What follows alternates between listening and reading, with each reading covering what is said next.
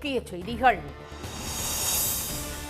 தென் மாவட்டங்களில் கனமழை பெய்யும் என வானிலை மையம் எச்சரிக்கை. அரபிக்கடலில் குறைந்த காற்றழுத்த தாழ்வு பகுதி உருவாகும் என்றும் அறிவிப்பு.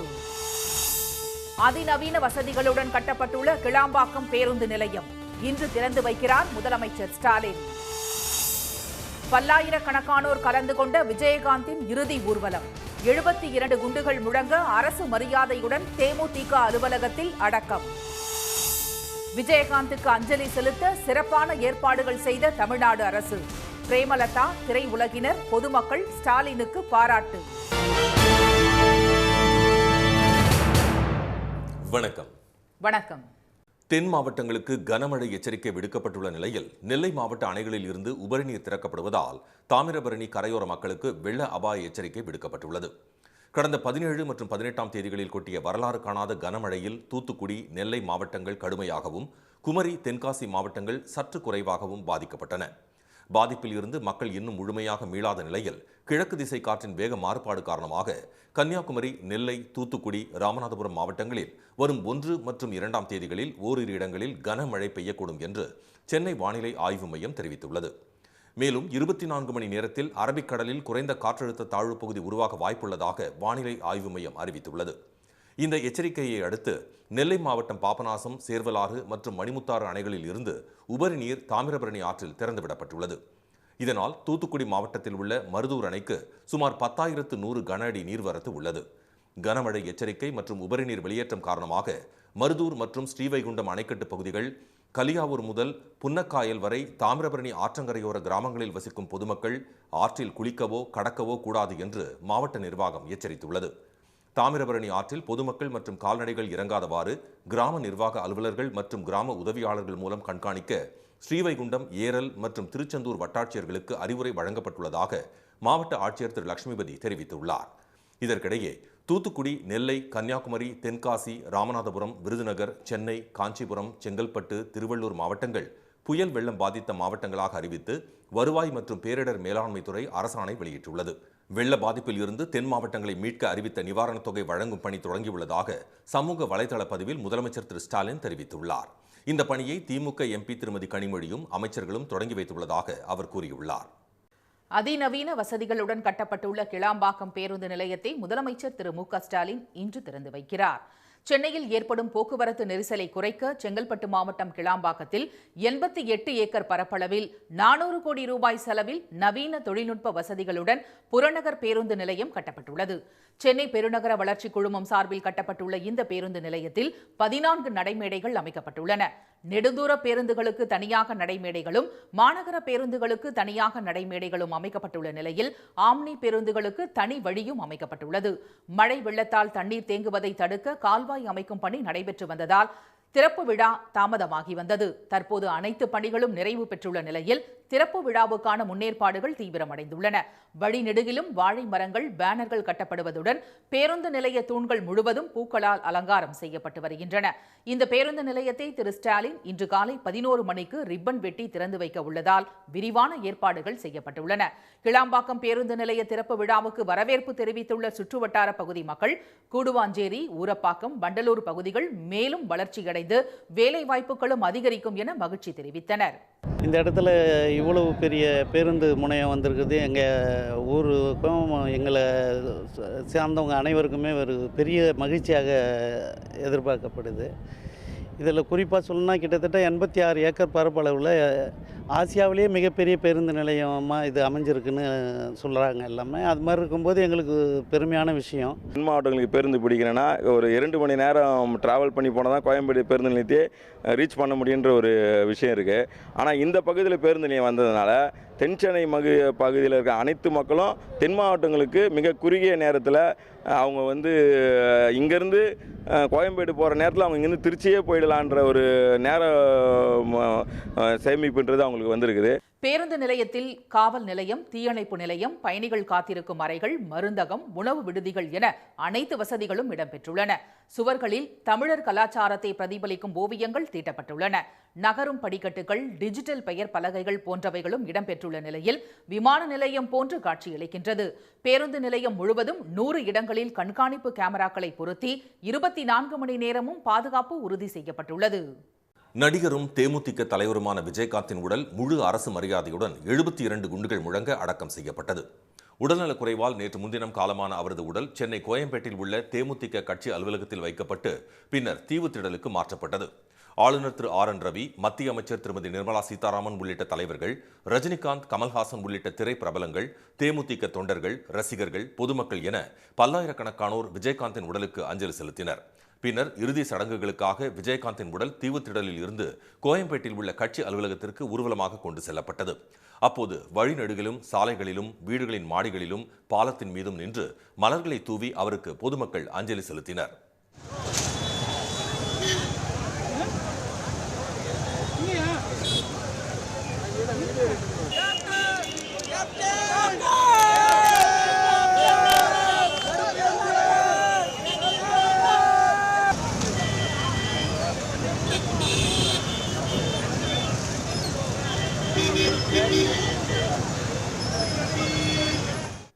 பதினான்கு கிலோமீட்டர் தூரத்தை 3.5 மணி நேரத்தில் கடந்து தேமுதிக அலுவலகத்தை விஜயகாந்தின் உடல் மாலை 6 மணி அளவில் அடைந்தது. அங்கு வைக்கப்பட்டிருந்த விஜயகாந்தின் உடலுக்கு முதலமைச்சர் திரு மு.க. ஸ்டாலின் மலர் வளையம் வைத்து மரியாதை செலுத்தினார். தெலுங்கானா ஆளுநர் திருமதி தமிழிசை சவுந்தரராஜன், அமைச்சர்கள் திரு உதயநிதி ஸ்டாலின், திரு தங்கம் தென்னரசு, திரு கே.என். நேரு, திரு மா. சுப்பிரமணியன், திரு தாமோ அன்பரசன், திமுக பொருளாளர் திரு டி.ஆர். பாலு, முன்னாள் மத்திய அமைச்சர் திரு பொன் ராதாகிருஷ்ணன், முன்னாள் முதலமைச்சர் திரு ஓ. பன்னீர்செல்வம், முன்னாள் அமைச்சர் திரு ஜெயக்குமார் உள்ளிட்டோர் விஜயகாந்தின் உடலுக்கு அஞ்சலி செலுத்தினர். பின்னர் 72 குண்டுகள் முழங்க அரசு மரியாதை அளிக்கப்பட்டது.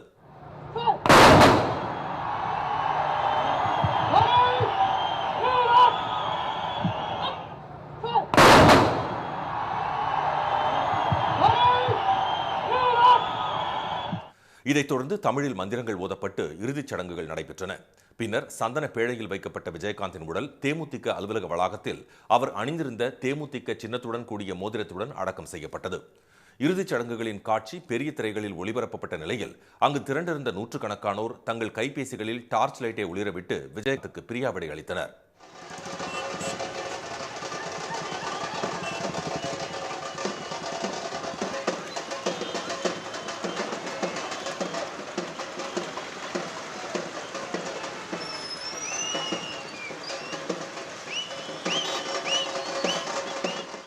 இறுதி அஞ்சலி செலுத்திய புகைப்படங்களை எக்ஸ் வலைதளத்தில் பதிவிட்டுள்ள முதலமைச்சர் திரு மு.க. ஸ்டாலின், மறைந்தாலும் எங்கள் இதயங்களில் நிரந்தரமாக வாழ்வீர் நண்பரே என்று உருக்கமாக குறிப்பிட்டுள்ளார். விஜயகாந்தின் மறைவை ஒட்டி திருச்சி, மதுரை, விழுப்புரம், கள்ளக்குறிச்சி, திருக்கோவிலூர், புதுக்கோட்டை உள்ளிட்ட பல்வேறு இடங்களில் அரசியல் கட்சியினர், பொதுமக்கள், மாணவர்கள் அவரது புகைப்படத்திற்கு அஞ்சலி செலுத்தினர். மறைந்த விஜயகாந்துக்கு அஞ்சலி செலுத்தவும், இறுதிச் சடங்குகள் நடத்தவும் சிறப்பான ஏற்பாடுகளை செய்து கொடுத்ததாக தமிழ்நாடு அரசுக்கு பல்வேறு தரப்பினரும் பாராட்டு தெரிவித்துள்ளனர். சென்னை கோயம்பேடு அலுவலகத்தில் வைக்கப்பட்டிருந்த விஜயகாந்தின் உடலுக்கு அஞ்சலி செலுத்த ஆயிரக்கணக்கானோர் திரண்டதால் அங்கு கடும் நெருக்கடி ஏற்பட்டது. இதையடுத்து அவரது குடும்பத்தினரின் கோரிக்கையை ஏற்று சென்னை தீவுத்திடலில் விஜயகாந்தின் உடலை வைத்து அஞ்சலி செலுத்த அனைத்து ஏற்பாடுகளையும் செய்து தரும்படி அதிகாரிகளுக்கு முதலமைச்சர் திரு ஸ்டாலின் உத்தரவிட்டார். சென்னை மாநகராட்சி ஆணையர் திரு ராதாகிருஷ்ணன், காவல்துறை இயக்குநர் திரு சங்கர் ஜிவால், மாநகர காவல் ஆணையர் திரு சந்தீப் ராய் ரத்தோர் உள்ளிட்ட அதிகாரிகள் இரவோடு இரவாக தீவுத்திடலில் அனைத்து ஏற்பாடுகளையும் செய்து முடித்தனர். பொதுமக்கள் வரிசையாக சென்று அஞ்சலி செலுத்த தடுப்புகள், நடமாடும் டாய்லெட், தண்ணீர் வசதி, அலங்கார ஊர்தி உள்ளிட்ட ஏற்பாடுகள் சென்னை மாநகராட்சி சார்பில் செய்யப்பட்டன. ஸ்டேஜை செட் பண்ணோம். பின்பக்கம் நம்மளோட நிறைய பேருக்கு டாய்லெட்ஸ் வசதி தேவைப்படும். பெண்களுக்கான ஷீட் டாய்லெட், பிரத்யேகமான நம்மளோட மொபைல் டாய்லெட் யூனிட்ஸ், குடிதண்ணிக்கான வசதி, அதே மாதிரி எல்லாரும் இந்த மாதிரி பல பிரமுகர்கள் வரும்பொழுது தனியாக தன்னோட கருத்தை பதிவு பண்ணுறதுக்கு ஏற்பாடு கேட்பார்கள். அதற்கு உடனடியாக அந்த பின்புறம் நம்ம பத்திரிகை மற்றும் தொலைக்காட்சிகளுக்குன்னு தனி ஒரு அடிஷ்னல் ஸ்பேஸ் கிரியேட் பண்ணோம். ப்ளஸ் அதுக்கு அடுத்தது இந்த மாதிரி கூட்ட நெரிசலில் இருக்கும் பொழுது அதற்கான ஆம்புலன்சஸ், ஃபயர் சர்வீஸ் டிபார்ட்மெண்ட், காவல்துறை படைக்கும் ஆல்மோஸ்ட் 3000க்கு மேற்பட்டோர். ஏன்னா இது கம்ப்ளீட் ஏரியா முழுக்கம் அவங்க வராங்க.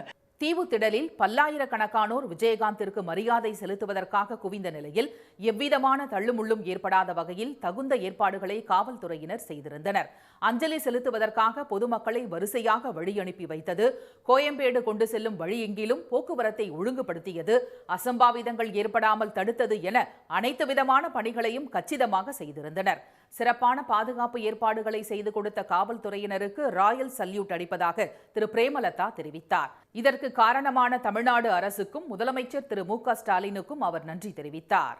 உடனடியாக முதலமைச்சர் ஸ்டாலின் அவர்கள் தீவுத்திடலில் நமக்கு இடம் ஒதுக்கி கொடுத்து அனைத்து வசதிகளையும் செய்து கொடுத்து நம்ம தலைவருடைய இறுதி பயணத்திற்கு எல்லா விதத்திலும் நமக்கு உதவி செய்த தமிழக அரசுக்கும் முதலமைச்சர் ஸ்டாலின் அவர்களுக்கும் உதயநிதி அவர்களுக்கும் அனைத்து அமைச்சர்களுக்கும் முதலில் தேசிய முற்போக்கு திராவிட கழகத்தின் சார்பாக நன்றிகளை தெரிவிச்சுக்கிறோம். இறுதிச் சடங்குகள் முடிந்து அனைவரும் வெளியேறும் வரை அமைச்சர்கள் திரு தங்கம் தென்னரசு, திரு மா சுப்பிரமணியன், திரு தாமு அன்பரசன் ஆகியோர் கடைசி வரை அங்கிருந்தனர். தீவுத்திடலில் பொதுமக்கள் அஞ்சலி செலுத்தும் நிகழ்வு தொடங்கி இறுதிச் சடங்குகள் செய்யப்பட்டது வரைக்குமான அனைத்து ஏற்பாடுகளையும் சிறப்பாக செய்ததற்காக திரையுலகினர், தேமுதிக தொண்டர்கள், பொதுமக்கள் மற்றும் ரசிகர்கள் தமிழக அரசுக்கு பாராட்டு தெரிவித்தனர். எண்ணெய் கசிவால் பாதிக்கப்பட்ட மீனவர்களின் குடும்பத்தில் உள்ள இளைஞர்களுக்கு வேலைவாய்ப்பு ஏற்படுத்தி கொடுக்கப்படும் என்று திருவள்ளூர் மாவட்ட ஆட்சியர் திரு பிரபு சங்கர் தெரிவித்துள்ளார். எண்ணெய் கசிவால் பாதிக்கப்பட்ட மீனவர்களுக்கு உரிய இழப்பீடும் குடும்ப உறுப்பினர்களுக்கு வேலைவாய்ப்பும் வழங்க வேண்டும் என்றும் பழவேற்காடு மீனவர்கள் கோரிக்கை விடுத்தனர்.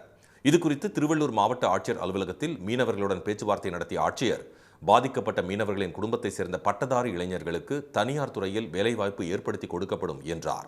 படித்த இளைஞர்கள் மற்றும் நடுத்தர வயதினர் அனைவருக்கும் கண்டிப்பாக ஒரு சிறப்பு வேலைவாய்ப்பு முகாம், அதாவது சும்மா பேருக்கு இந்த 5000 சம்பளம் 8000 சம்பளம் இல்லாமல் ஒரு மாதத்தில் நாங்கள் நடத்துகிறோம். இது என்னுடைய வாக்குறுதி. ஆட்சியர் அறிவித்தது போல 10 நாட்களில் நடவடிக்கை இல்லை என்றால் போராட்டத்தில் ஈடுபட நேரிடும் என்று பழவேற்காடு மீனவர்கள் எச்சரித்துள்ளனர். முட்டை விலை தொடர்ந்து உயர்ந்து வந்த நிலையில் நேற்று ஒரே நாளில் 15 காசுகள் சரிந்தது. தமிழகத்தில் முட்டை உற்பத்தி கேந்திரமாக விளங்கும் நாமக்கல் மாவட்டத்தில் 1000க்கும் மேற்பட்ட கோழி பண்ணைகள் உள்ளன. இவற்றின் மூலம் நாள்தோறும் 6 கோடி முட்டைகள் உற்பத்தியாகின்றன.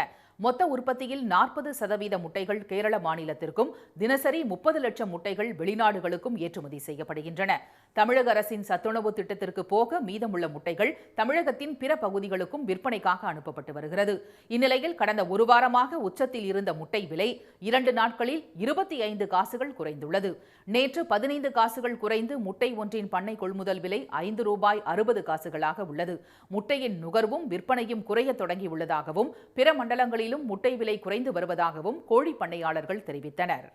மழை வெள்ளம் காரணமாக 10 கோடி ரூபாய் மதிப்பிலான கேலண்டர்கள் தேக்கமடைந்துள்ளதாக சிவகாசி அச்சக உரிமையாளர்கள் தெரிவித்துள்ளனர். புத்தாண்டையொட்டி புதிய கேலண்டர்கள் அச்சடிக்கும் பணியை கடந்த ஆகஸ்ட் மாதமே அச்சகங்கள் தொடங்கிவிட்டன. அண்மையில் பெய்த கனமழை காரணமாக ஏற்கனவே முன்பதிவு செய்தவர்கள் கூட அதை வாங்கிச் செல்ல தயக்கம் காட்டி வருகின்றனர். இதனால் 10 கோடி ரூபாய் மதிப்பிலான கேலண்டர்கள் தேக்கமடைந்துள்ளதாக கேலண்டர் உற்பத்தியாளர்கள் தெரிவித்துள்ளனர். அவங்க கொடுத்த ஆர்டரை கூட எடுத்துகிட்டு போக முடியாத அளவில் 2-3 நாளைக்கு முன்னாடி வரைக்கும் தொடர்பில் கூட இல்லாத அளவில் இருக்குது. அதனால் எங்களுக்கு ஒரு 10 கோடி ரூபா அளவு வரைக்கும் இந்த கேலண்டர் உற்பத்தியில் தேக்கமான கேலண்டர் சரி, இந்த லாஸ்ட் மூமெண்ட்டில் வந்து ஆர்டர் கொடுக்குற அந்த கஸ்டமரும் வராத ஒரு சூழ்நிலை. கடந்த ஆண்டை விட இந்த ஆண்டு கேலண்டர் விற்பனை குறைந்துள்ளதாக உற்பத்தியாளர்கள் கூறினர். இதில் ஏற்படும் இழப்பை அடுத்து வரும் நாடாளுமன்ற தேர்தல் தொடர்பாக அரசியல் கட்சிகள் வழங்கும் புதிய கேலண்டர் ஆர்டர்கள் சரிக்கட்டும் என்றும் அவர்கள் நம்பிக்கை தெரிவித்தனர். மத்திய அரசு கட்டுப்பாட்டில் இயங்கும் அமைப்புகளில் அளிக்கப்படும் சிறு சேமிப்பு திட்டங்களுக்கான வட்டி விகிதங்கள் உயர்த்தப்பட்டுள்ளன. இது தொடர்பாக மத்திய நிதியமைச்சகம் வெளியிட்டுள்ள சுற்றறிக்கையில் செல்வ மகள் சேமிப்பு திட்டத்தின் வருடாந்திர வட்டி விகிதம் 8%இலிருந்து 8.2%ஆகவும், 3 ஆண்டு வைப்பு திட்டத்தின் வருடாந்திர வட்டி விகிதம் 7%இலிருந்து 7.1%ஆகவும் உயர்த்தப்பட்டுள்ளதாக தெரிவிக்கப்பட்டுள்ளது. இந்த வட்டி விகித மாற்றம் வரும் ஜனவரி முதல் மார்ச் வரையிலான அடுத்த ஆண்டின் முதல் காலாண்டிலிருந்து அமல்படுத்தப்படும் என அதில் கூறப்பட்டுள்ளது. மற்ற திட்டங்களுக்கான வட்டி விகிதத்தில் மாற்றம் இல்லை என்றும் தெரிவிக்கப்பட்டுள்ளது. கடந்த ஆண்டு மே மாதம் முதல் கடனுக்கான வட்டி விகிதத்தை 2.5 முதல் 6.5% வரை ரிசர்வ் வங்கி அதிகரித்துள்ள நிலையில் வைப்பு திட்டங்கள் மீதான வட்டி விகிதங்களையும் வங்கிகள் உயர்த்தியுள்ளது குறிப்பிடத்தக்கது. மீண்டும் முக்கிய செய்திகள். தென் மாவட்டங்களுக்கு கனமழை எச்சரிக்கை விடுக்கப்பட்டுள்ள நிலையில் நெல்லை மாவட்ட அணைகளிலிருந்து உபரி நீர் திறக்கப்படுவதால் தாமிரபரணி கரையோர மக்களுக்கு வெள்ள அபாய எச்சரிக்கை விடுக்கப்பட்டுள்ளது. அதிநவீன வசதிகளுடன் கட்டப்பட்டுள்ள கிளாம்பாக்கம் பேருந்து நிலையத்தை முதலமைச்சர் ஸ்டாலின் இன்று திறந்து வைக்கிறார். மறைந்த விஜயகாந்துக்கு அஞ்சலி செலுத்தவும் இறுதிச் சடங்குகள் நடத்தவும் சிறப்பான ஏற்பாடுகளை செய்து கொடுத்ததாக தமிழ்நாடு அரசுக்கு பல்வேறு தரப்பினரும் பாராட்டு தெரிவித்துள்ளனர். இத்துடன் இந்த செய்திகள் நிறைவடைகின்றன. மீண்டும் சன் டிவியில் செய்திகள் மாலை 6 மணிக்கு. செய்திகளை உடனுக்குடன் தெரிந்து கொள்ள சன் நியூஸ் தொலைக்காட்சியை பாருங்கள். வணக்கம். வணக்கம்.